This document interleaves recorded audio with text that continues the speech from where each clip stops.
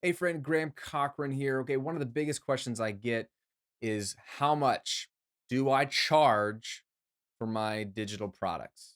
Whether they're courses, membership sites. I think there's a lot of insecurity about how much is too much or how much is too little. And we all just want to know what everyone else is charging so we can kind of be in that sweet spot. Because if you're new to this, you just don't know, and I get that. So I thought I'd make a video real quick to break down my simple opinion on some strategy to think about pricing because there is strategy involved. It's not just arbitrary. And I want to kind of give you some not only industry standards, but something that is bankable in today's landscape as someone who sells both online courses and membership sites. Now, to give you some context, when I started the recording revolution and started making courses and products for that, my first course came out in 2010. At the time, there were plenty of online courses at large, and there were plenty in my niche in particular. I wasn't new to this space at all, but there was clearly a price range that existed for online courses in my space, in the audio space. And that was typically about $19 for an online course. You'd get a ton of content taught by some expert, and it was 19 bucks. Now, to me, this sounded super cheap because I could buy a book for 19 bucks. And I love books. I mean, I've got books on my shelf. My Kindle's filled with books. I read books every single week. Books are game changing, but books aren't an online course. An online course is way more than a book, it's video. It's learning directly from a teacher, hearing his or her voice, seeing his or her face, or seeing his or her notes, or both, showing me something and breaking it down in front of me is very different than telling me about it in a book. So to me, the value goes way up. Online courses are more akin to sitting in a college class, being in a classroom where there's someone instructing you and you're learning in that moment directly for 45 minutes or 90 minutes or whatever it is. That's way more value than a book, even if it covers the same topic, just because of the medium and how quickly you can absorb the material. So in my mind, 19 bucks was ridiculous.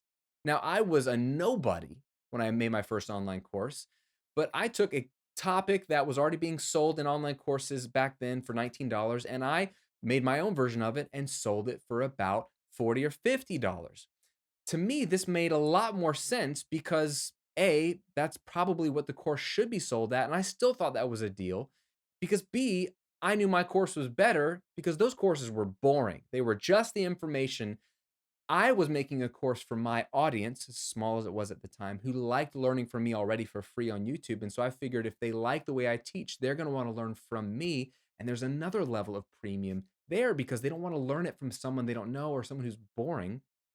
They can learn it from someone who's trusted, AKA, they've already gotten results from my free stuff. That carries weight when you're thinking about pricing. So, this is all for online courses. I'll mention membership sites at the end, but when it comes to online courses, I think there is a sweet spot. And I actually want to quote one of my business heroes, Tim Ferriss. Now, Tim's book, The 4 Hour Work Week, has been one of the most instrumental books in my life in terms of thinking about what I want business to look like and how it integrates with my life, as opposed to just make as much money as possible, do these things like most business books are. That book is more about a lifestyle.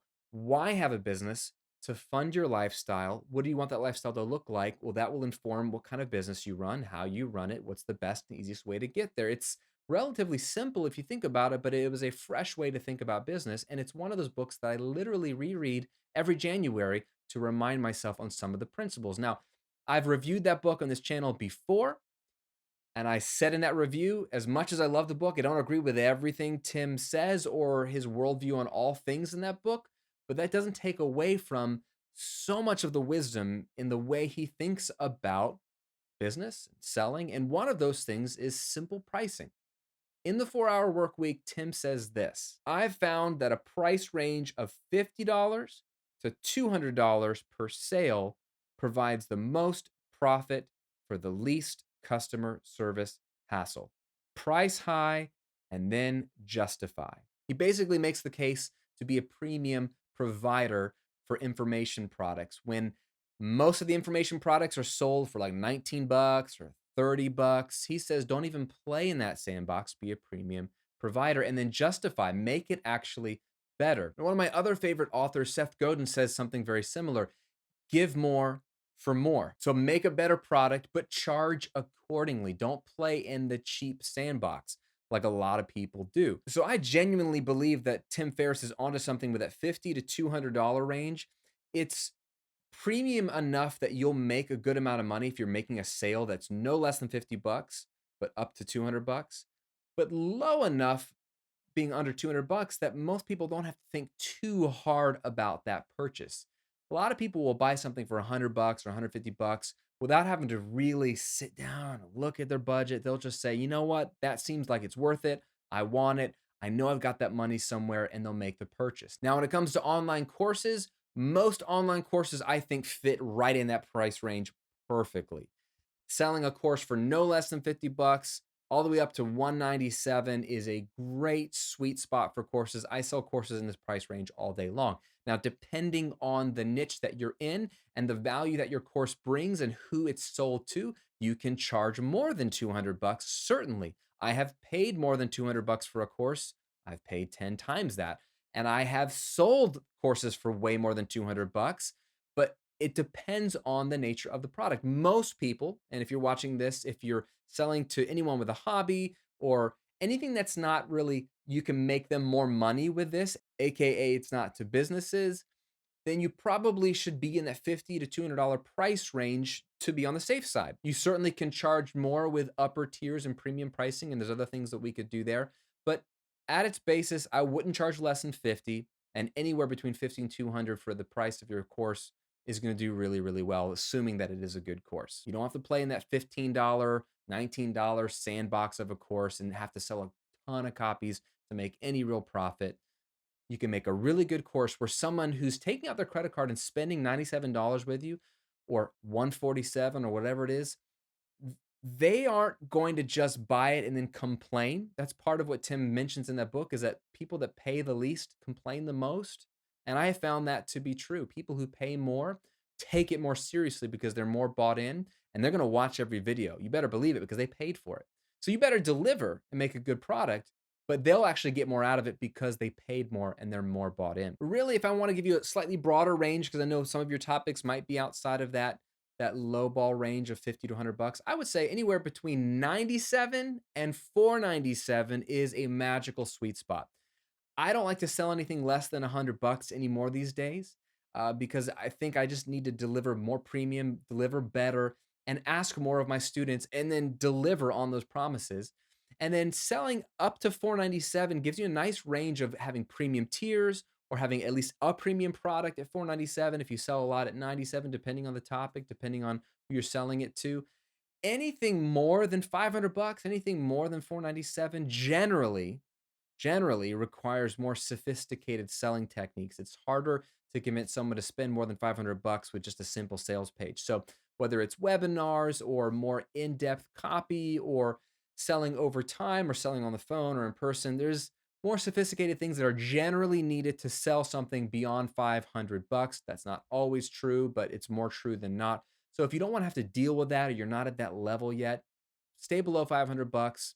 Stay above 100 bucks, I think you'll be in a sweet spot. And then when it comes to membership sites, these are obviously priced a lot lower because they're meant to be a recurring subscription and they need to fit in somebody's budget. So you got to think about whose budget this is for.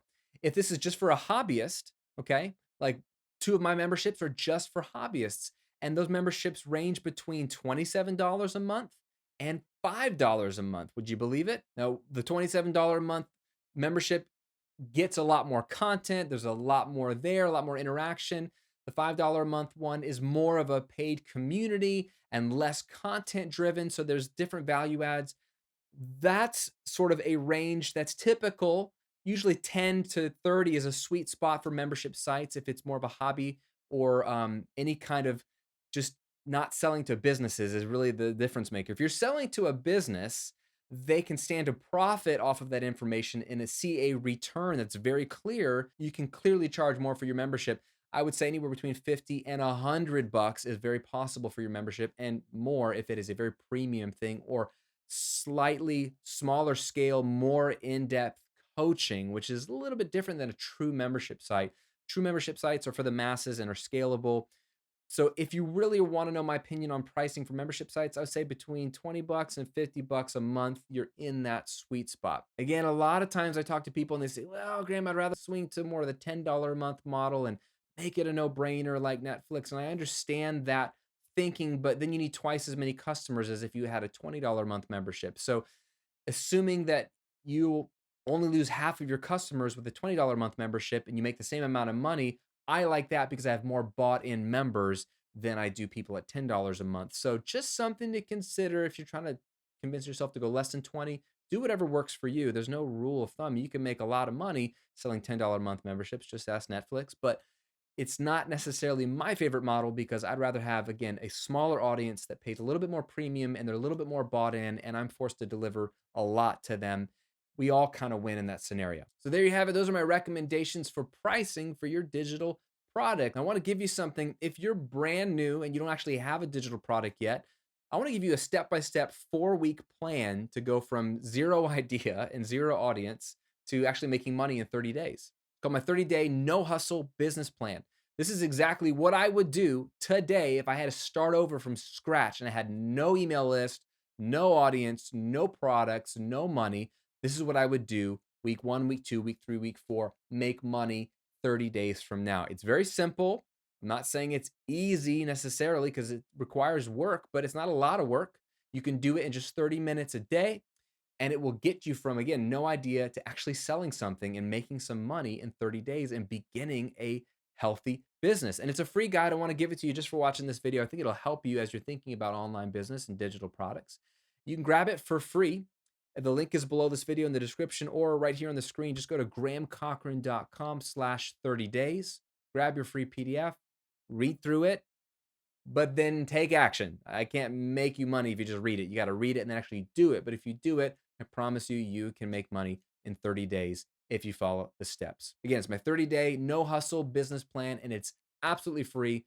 Grab it, the link below, or at grahamcochrane.com/30 days. Thanks for watching. Thanks for subscribing to these videos. I'll see you on another video real soon.